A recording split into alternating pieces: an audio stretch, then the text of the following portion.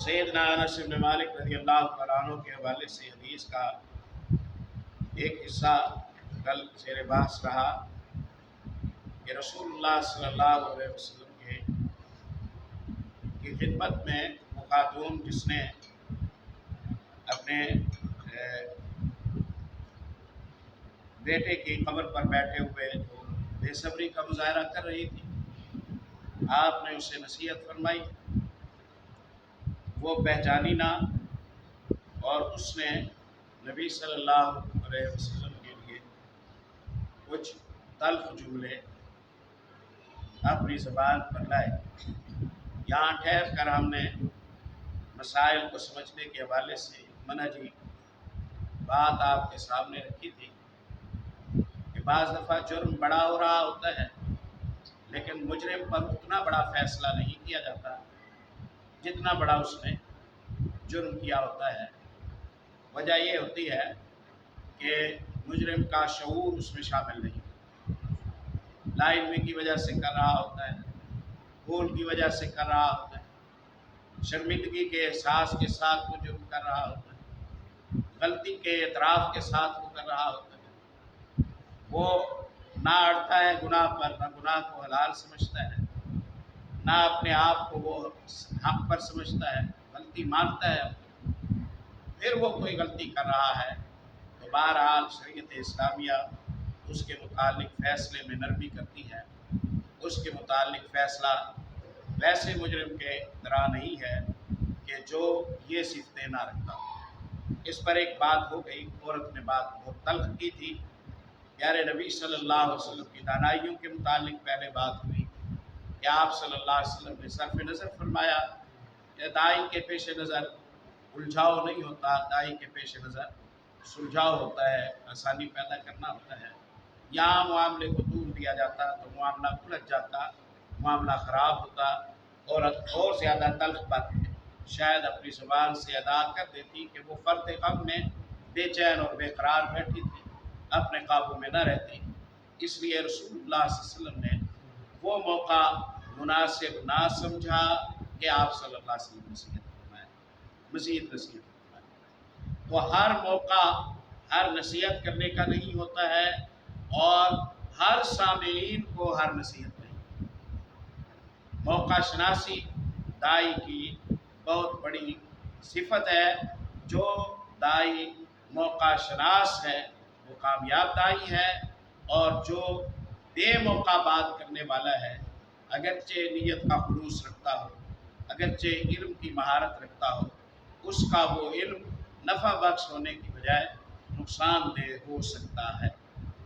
اسی لیے ہم دیکھتے ہیں کہ پیارے نبی صلی اللہ علیہ وسلم نے مجرد علم کا مطالبہ نہیں کیا، اللہ مجھے علم دے۔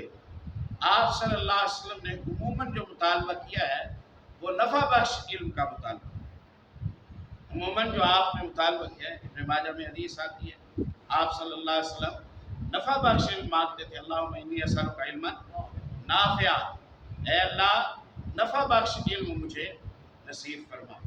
اور میں نے سیدنا عبداللہ ابن مسعود رضی اللہ تعالیٰ عنہ کا ایک بڑا عظیم قول، اور اس زمانے میں اس قول کو مسلمانوں کے درمیان پھیلانے کی اور اس سے رہنمائی حاصل کرنے کی بہت زیادہ ضرورت ہے۔ امت کے بڑے فقیہ ہیں، رسول اللہ صلی اللہ علیہ وسلم کے شاگرد ہیں، اور بڑے محدث ہیں، مفسر ہیں، قاری قرآن ہیں، سبحان اللہ، بے شمار تابعین کے استاد ہیں۔ عبداللہ ابن مسعود رضی اللہ تعالیٰ عنہ اپنے شاگردوں سے کہا کرتے تھے کہ وہ باتیں عوام میں نہ چھیڑا کر جو باتیں عوام کی سمجھ سے اونچی، وہ باتیں عوام میں نہ چھیڑا کر جو باتیں عوام کی سمجھ سے اونچی ہو۔ تو چھیڑ بیٹھا ایسی باتیں تو جب تو مجلس برخاست کرے گا تو بعض لوگوں کو فتنے میں ڈال کے اٹھے گا۔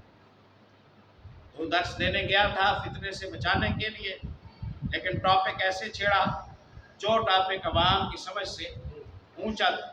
تو نے لیول نہ دیکھا، تو نے ضرورت نہ دیکھی، تو نے وقت کا تقاضا نہ دیکھا، تو نے سمجھ کی صورت نہ دیکھی، تو نے ضرورت کا لحاظ نہ کیا، ایک ایسی بات چھیڑ بیٹھا نہ تو اس کا احاطہ کر سکا، نہ لوگ سمجھنے میں اس کا احاطہ کر سکے، تو نے الجھا دیا الا کان لبعضهم فتنۃ، مگر تیری اس حرکت کی وجہ سے بعض لوگوں کو تو فتنے میں ڈال کے اٹھے گا، تو عاقبت ٹھیک کرنے گیا تھا، عاقبت برباد کر دیا۔ یہ صحابی رسول سیدنا عبداللہ بن مسعود رضی اللہ تعالیٰ عنہ کا یہ بیان ہے۔ اور ہم دیکھتے ہیں پیارے نبی صلی اللہ علیہ وسلم کی حیات مبارکہ میں ہر قدم دانائی سے بھرا، ہر قدم آپ صلی اللہ علیہ وسلم جب نصیحت فرماتے ہیں تو بڑی جامع نصیحت کرتے ہیں، نامینیٹ نہیں کرتے، رسوا نہیں کرتے بندے۔ بریرہ رضی اللہ تعالیٰ عنہ مالکوں کے ساتھ معاہدہ کیا، میں اتنے اوقیہ 9 اوقیہ چاندی دوں گی، مجھے آزاد کر دو، اور سال میں 1 اوقیہ بھرا کروں گی، 9 سالوں میں پوری رقم ادا ہوگی، 9 سال بعد میں آزاد ہو جاؤں گی۔ انہوں نے کہا ٹھیک ہے، لکھت پڑھت ہو گئی۔ بریرہ رضی اللہ تعالیٰ عنہ نے پہلے سال، دوسرے سال، تیسرے سال، چوتھے سال 1 اوقیہ چاندی بھری، 5 اوقیہ باقی ہے، 5 سال کا ٹائم بھی باقی ہے۔ بریرہ رضی اللہ تعالیٰ عنہ کہتی ہیں میں ام المومنین عائشہ رضی اللہ عنہ کی خدمت میں آئی، میں نے کہا اماں جی آپ اس طرح کریں، مجھ پر احسان کریں، میرا قرضہ اتار کر مجھے آزاد کروا دیں، میرا قرضہ اتار کر مجھے آزاد کروا دیں۔ اماں جی نے کہا چلو ٹھیک ہے، میں انتظام کرتی ہوں، 5 اوقیہ میں بھرتی ہوں، تمہیں میں آزاد کر دیتی ہوں، شرط یہ ہے کہ ولا میرے لیے، شرط یہ ہے کہ ولا میرے لیے ہوگی۔ ولا ایک رشتہ ہے، اس کی تفصیل کا یہاں وقت نہیں ہے، اور رشتے نہ بیچنے کی چیز ہے نہ بانٹنے کی چیز ہے، یہ تو اللہ کی طرف سے مقرر ہوتے ہیں۔ آقا اور غلام کے درمیان، آزاد کرنے والے اور آزاد ہونے والے کے درمیان جو رشتہ ہے اسے ولا کہتے ہیں، اسے ولا کہتے ہیں۔ اور بعض صورتوں میں یہ وراثت کے معاملات میں داخل ہو جاتا ہے۔ ام المومنین نے فرمایا کہ ولا میرے لیے ہوگی۔ میں نے کہا ٹھیک ہے، میں مالکوں سے پوچھ کے آتی ہوں، اگر وہ آپ کی شرط پر راضی ہوتے ہیں تو میں آپ سے پیسے لے کے انہیں دیتی ہوں اور میں آزاد ہو جاؤں گی۔ میں گئی، جا کے میں نے مالکوں سے کہا ماں جی پیسے بھرتی ہیں اس شرط پر کہ ولا ان کے لیے ہو۔ انہوں نے کہا ماں جی پیسے بھرتی ہیں تو بھریں، ہم پیسے لے لیں گے، تمہیں آزاد بھی کر دیں گے، لیکن آزاد کرنے والے ہم ہی رہیں گے، ماں جی نے تمہیں آزاد نہیں کیا ہوتا۔ ولا ہماری، یہ ہماری شرط، یہ ہماری شرط ہے۔ جاؤ اماں جی سے کہو اگر وہ منظور کریں تو پیسے بھر دیں، اور اگر وہ منظور نہ کریں تو ہمیں ان کی یہ شرط منظور نہیں، ہمیں ان کی یہ شرط منظور نہیں ہے۔ میں آ گئی، میں نے اماں جی کو آ کے بتایا، اماں جی پریشان ہو، وہ پریشان ہو، میں بھی پریشان ہو گئی کہ پیسے جب ہم بھرتے ہیں تو ہمیں آزاد ہو جانا چاہیے، یہاں ایک نیا مسئلہ بن گیا ہے، اب کیا کریں؟ اس دوران پیارے نبی صلی اللہ علیہ وسلم، ہم پریشان بیٹھی ہیں، آپ صلی اللہ علیہ وسلم نے سلام دعا کی، آپ نے کہا کیا پریشانی ہے؟ ہم نے مقدمہ بتایا، یہ پریشانی ہے، یہ معاملہ ہے۔ آپ صلی اللہ علیہ وسلم نے فرمایا کہ عائشہ پیسے بھرو، اور جو وہ شرط لگاتے ہیں ان کی شرط کی کوئی حیثیت نہیں ہے، تو پیسے بھرو اور اسے آزاد کرو۔ عائشہ رضی اللہ عنہ نے پیسے بھرے، آزاد ہو گئے۔ مالک جو شرط لگاتے رہے ان کی شرط کو کوئی حیثیت نہیں دی گئی کہ سب سے اوپر کا آرڈر محمد رسول اللہ صلی اللہ علیہ وسلم کا ہے، باقی کوئی کیا کہتا ہے اس کی کوئی حیثیت نہیں ہے۔ جب رسول اللہ کی بات آ جائے گی تو وہ حتمی بات ہے، حالانکہ یہ مالک ہے لیکن ان کی ملکیت سے اوپر کا اختیار محمد رسول اللہ صلی اللہ علیہ وسلم۔ پیسے بھرے، بریرہ آزاد ہو، اب انہیں بتانا ہے کہ تمہاری شرط منظور نہیں ہے، انہیں بتانا ہے کہ تمہاری شرط منظور نہیں ہے، تو ضرورت تو ان کی ہے نا، انہیں بلوا لیں آپ صلی اللہ علیہ وسلم، انہیں بیٹھ کر مسئلہ سمجھا دیں۔ آپ نے ایسا نہیں کیا، آپ نے ایسا نہیں کیا۔ کیوں؟ آپ صلی اللہ علیہ وسلم نے سوچا آج بریرہ کے مالکوں کو سمجھاؤں گا، کل کوئی اور آزاد کرے گا پھر اس کے مالکوں کو سمجھاؤں گا، پرسوں کوئی اور آزاد کرے گا، میں ایک ایک کو الگ الگ کیوں سمجھاؤں؟ میں ایک ایک کو الگ الگ کیوں سمجھاؤں؟ یہ معاملہ فہمی ہے محمد رسول اللہ صلی اللہ علیہ وسلم۔ آپ صلی اللہ علیہ وسلم نے اعلان فرمایا میں گفتگو کرنا چاہتا ہوں، مدینے کے سارے افراد جمع ہو گئے، سارا مدینہ اکٹھا ہو گیا، سب لوگ جمع ہو گئے، شرط لگانے والے بھی موجود، شرط لگوانے والے بھی موجود، مطالبہ کرنے والے بھی موجود، مطالبہ ماننے والے بھی موجود، پیسے لینے والے بھی موجود، پیسے دینے والے بھی موجود۔ اب یہ بھی صورت ہو سکتی تھی ممبر پر آئیں آپ صلی اللہ علیہ وسلم اور آپ تفسیر بتائیں۔ آج میں گھر میں گیا، بریرہ بیٹھی ہوئی تھی رضی اللہ تعالیٰ عنہ، انہوں نے مجھے یہ مسئلہ بتایا، یہ بریرہ کے مالکان بیٹھے ہوئے ہیں، انہوں نے یہ غیر شرعی شرط لگائی، انہوں نے یہ غیر شرعی شرط لگائی تھی، میں سمجھانے کے لیے سب کو بلایا ہے اور میں انہیں آگاہ کرنا چاہتا ہوں کہ یہ ٹھیک نہیں۔ اگر ایسے آپ کہتے تو کلام حق تھا یا نہیں تھا؟ اگر آپ ایسے کہتے تو یہ کلام حق تھا یا نہیں تھا؟ کلام حق تو تھا، لیکن کلام حق کہنے کا طریقہ حق ہونا چاہیے، کلام حق کہنے کا موقع حق ہونا چاہیے۔ یہ مزاج شناسی ہے محمد رسول اللہ صلی اللہ علیہ وسلم۔ پیارے نبی صلی اللہ علیہ وسلم نے نہ نام بریرہ کا لیا، نہ ان کے مالکوں کا لیا، نہ کسی شرط کا نام لیا، نہ آپ صلی اللہ علیہ وسلم نے اس میں سے کسی فرد کو نامینیٹ کیا۔ مقصود کار ذاتی بننا تو ہے نہیں، مقصود کار انسلٹ اور توہین تو ہے نہیں، مقصود کار ایک غلطی ہے جس کی اصلاح کرنی ہے، بس اس غلطی کی ٹو دی پوائنٹ بات کریں، اس کی اصلاح ہو جائے گی، بات ختم۔ اللہ کی حمد و ثنا وحمد اللہ واثنى علیہ ثم قال ما بال اقوام یشترطون شروطا لیست فی کتاب اللہ کل شرط لیس فی کتاب اللہ فهو باطل ولو کان مئة شرط۔ آج لوگوں کے متعلق ہم کیا سنتے ہیں؟ لوگوں نے ایسی شرطیں لگانا شروع کر دی ہیں جن شرطوں کی اللہ کا دین اجازت نہیں دیتا، جن شرطوں کی اللہ کا دین اجازت نہیں دیتا۔ ایک قانون سمجھ لو، کل شرط لیس فی کتاب اللہ، ہر ایسا ایگریمنٹ، ہر ایسی شرط، ہر ایسا معاہدہ جو اللہ کے دین کے مطابق نہ ہو، فهو رد، وہ باطل ہے، اسے رد کر دو، وہ قابل قبول نہیں ہے۔ ولو کان مئة شرط، شرط 100 کیوں نہ ہو، دونوں فریق راضی کیوں نہ ہو، فریقین متفق کیوں نہ ہو، ہماری طرف سے اس کی اجازت نہیں۔ تو پیارے نبی صلی اللہ علیہ وسلم نے معاملہ سلجھا بھی دیا، معاملہ سلجھا بھی دیا، آپ نے نامینیٹ بھی نہ کیا۔ اس ہمہ کو چھوڑے آپ صلی اللہ علیہ وسلم، اس نے جو بات وہ آئی دروازے پر، اور ہم دروازے کی باس میں ہی کل کی کلاس مکمل کر گئے۔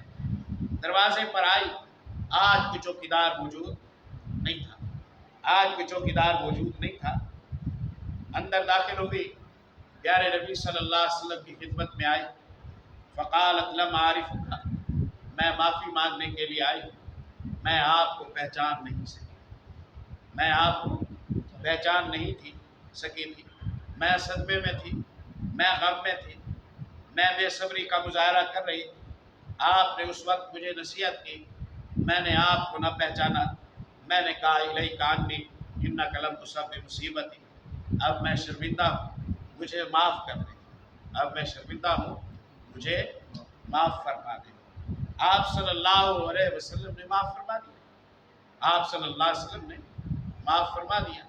الرحیق کل کھولیں گے انشاءاللہ، اس میں ایک جملہ آخر میں مولانا صفی الرحمان مبارک پوری رحمۃ اللہ علیہ نے لکھا ہے، میں بہت دفعہ بیان کرتا ہوں، صفی الرحمان مبارک پوری کی قبر پر اللہ کروڑوں رحمتیں فرمائے، پیارے نبی صلی اللہ علیہ وسلم کی سیرت کو اجاگر کر کے امت مسلمہ کے سامنے، ساری انسانیت کے سامنے آسان لفظوں میں یہ بندہ پیش کر دیا، اللہ ان کے عمل کو ذخیرہ آخرت بنائے۔ انہوں نے رسول اللہ صلی اللہ علیہ وسلم کے خلقی خلقی اوصاف، یعنی آپ کے حلیے کے متعلق صفتیں اور آپ کی اخلاقیات کے متعلق صفتیں، انہیں جمع کیا ہے۔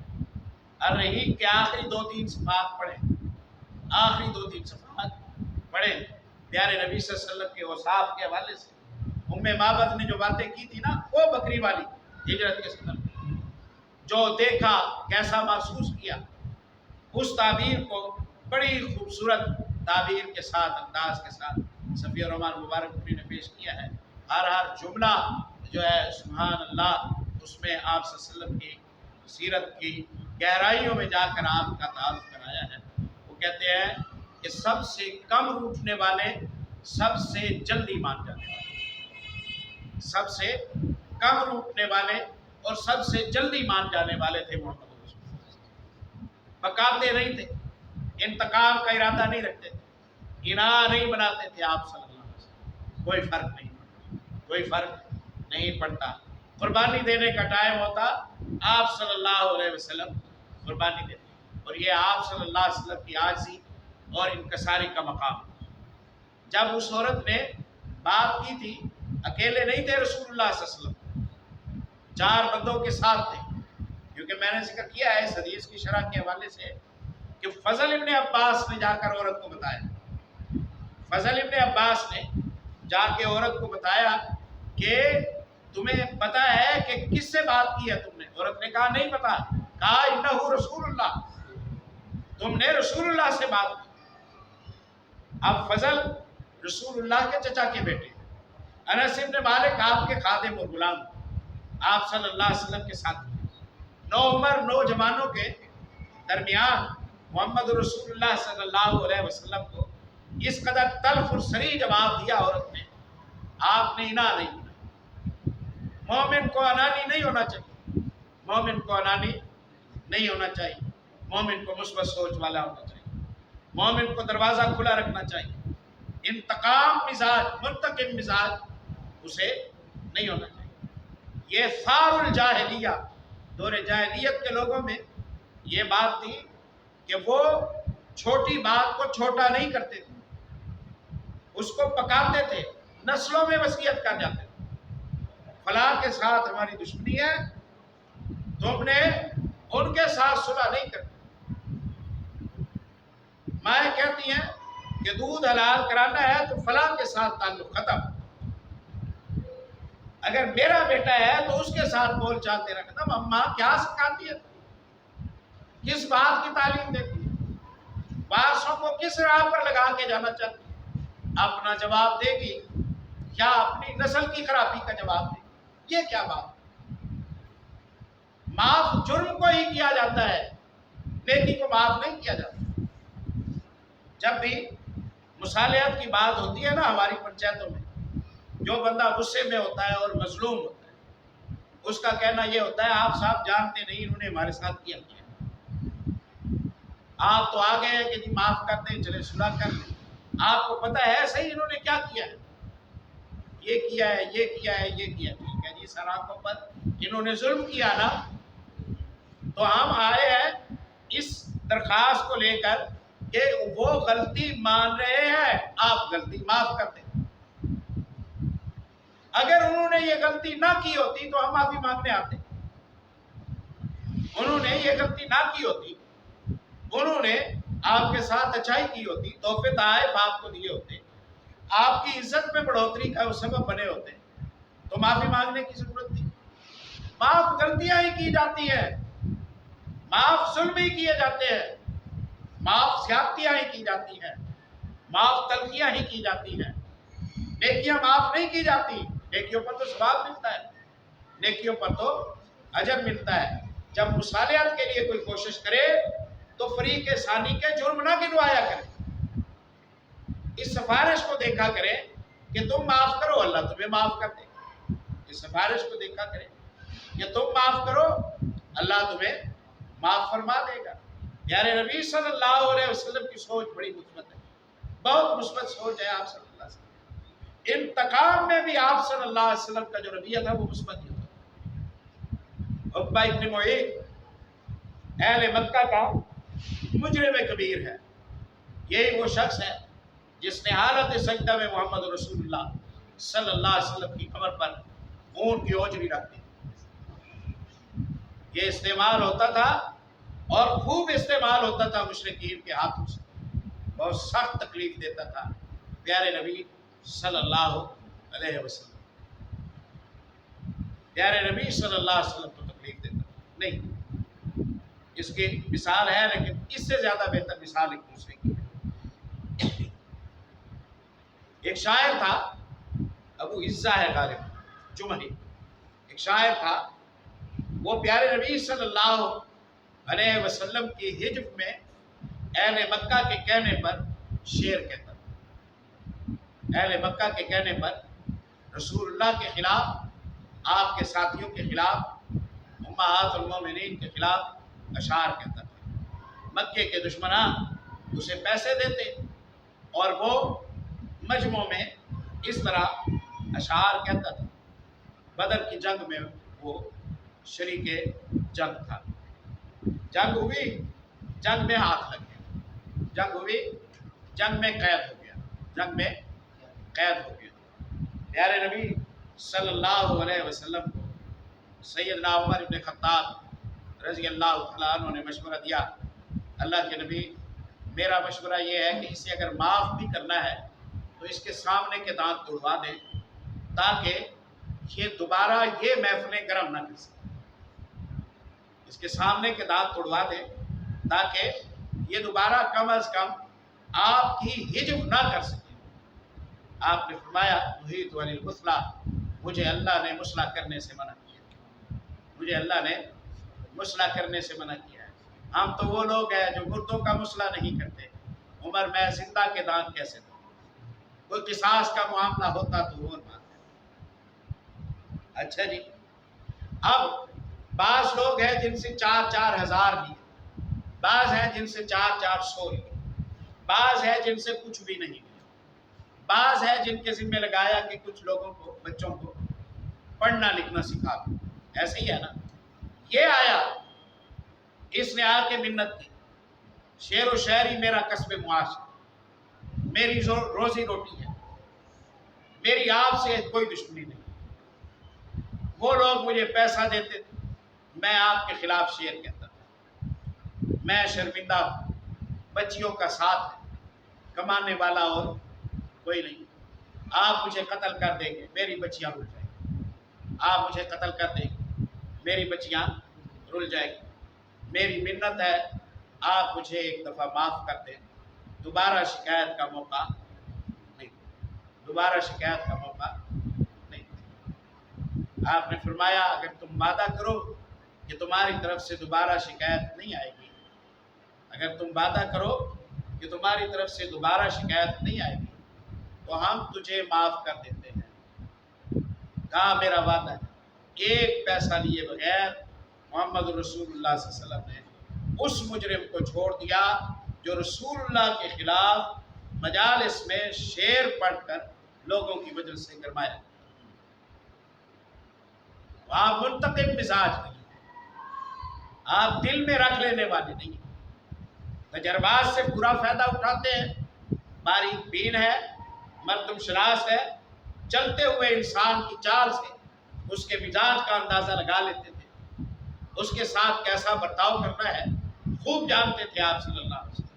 لیکن کسی نے کوئی غلطی کی تھی، اس غلطی کو، اس گناہ کو، اس زیادتی کو پال کر بیٹھے رہے اور موقع کی تلاش میں رہے، نعوذ باللہ من ذالک، کہ کب ہاتھ پڑے اور میں انتقام ہوں. یہ 90 صفات میں سے نہیں ہے اور مومنانہ صفات بھی ایسی نہیں ہوتی. اب تو معافی مانگ رہی ہے، اس کی بے عزتی تو کی جا سکتی ہے، ناراضگی کا اظہار تو کیا جا سکتا ہے. تیری جرت کیسے ہوئی، کچھ کہا جا سکتا ہے. دروازے پر چل کے آ گئی ہے، شرمندہ بھی ہے، احساس بھی ہو گیا ہے، معافی بھی مانگ رہی ہے، خیر کی امید بھی ہے. ایک موقع اور دو، کیا فرق پڑتا ہے. اگر ہم راہیں بند نہ کرتے تو کتنے ہی قاتل تھے جو توبہ کر لیتے. کتنے ہی چور تھے جو توبہ کر لیتے، کتنے ہی بد اخلاق تھے جو توبہ کر لیتے، لیکن ہمارے یہاں کیونکہ دروازے بند کر دیے جاتے ہیں، واپسی کا راستہ نہیں چھوڑا جاتا، اس لیے دشمنیاں چل سو چل آگے کی طرف نکل جاتی۔ وہ اقوال صحیح میں نے پڑھا تھا، کسی سربراہ کے متعلق عربی زبان میں تھا، آنکھوں کا تارا ہے پورے خاندان کا، ہر بندہ اس کی عزت کرتا ہے، قوم جان نچھاور کرتی ہے، لوگ اسے دیکھ دیکھ کے جیتے ہیں، ایسا لیڈر ہے، ایسا قائد ہے، لوگ اس کے بڑے ہمدرد ہیں، لوگ اس سے بڑی محبت، بے تحاشا محبت کرتے ہیں۔ کسی نے آ کر اس سے کہا کہ مجھے راز بتاؤ، ایسی تمہارے پاس کیا چیز ہے جس کی وجہ سے تمہاری قوم تم پر دل نچھاور کرتی ہے؟ اس نے کہا میری ایک عادت ہے، میری ایک عادت ہے کہ میں جب کسی کی دشمنی بھی کرتا ہوں تو صلح کا دروازہ کھول کر کرتا ہوں، اس کے لیے صلح کا جو راستہ ہے وہ کھلا چھوڑ کے دشمنی کرتا ہوں، یعنی دشمنی میں یہ مد نظر رکھتا ہوں کہ کل اس کے ساتھ اگر صلح ہوئی تو مجھے کسی جملے پر، کسی ری ایکشن پر، کسی سزا پر، کسی انتقام پر مجھے شرمندگی نہ ہو، میں اسے پیش نظر رکھ کے دشمنی کرتا ہوں۔ نتیجہ یہ نکلتا ہے کہ دشمنی چلتی ہے، اس کے بعد صلح ہوتی ہے، جس نے زیادتی کی ہوئی تھی اس کی آنکھیں جھک جاتی ہیں، میں نے صلح کا پہلے راستہ کھولا ہوا تھا، میں بے فکر رہتا ہوں، وہی جو میرا جان لیوا تھا اب وہ مجھ پر فریفتہ ہو جاتا ہے، اب وہ مجھ پر فریفتہ ہو جاتا ہے۔ تو کلی طور پر مخلوق پر دروازے بند نہ کرے تو ہماری خاندانی گلشن ختم۔ بس اسی پر اکتفا کرتے ہیں، ملی جلی جو باتیں ہوئی ہے اس حدیث کے ضمن میں وہ بس یہی ہے، انشاءاللہ اگلے ہفتے میں پھر اس کی بحث کو مزید آگے بڑھائیں گے۔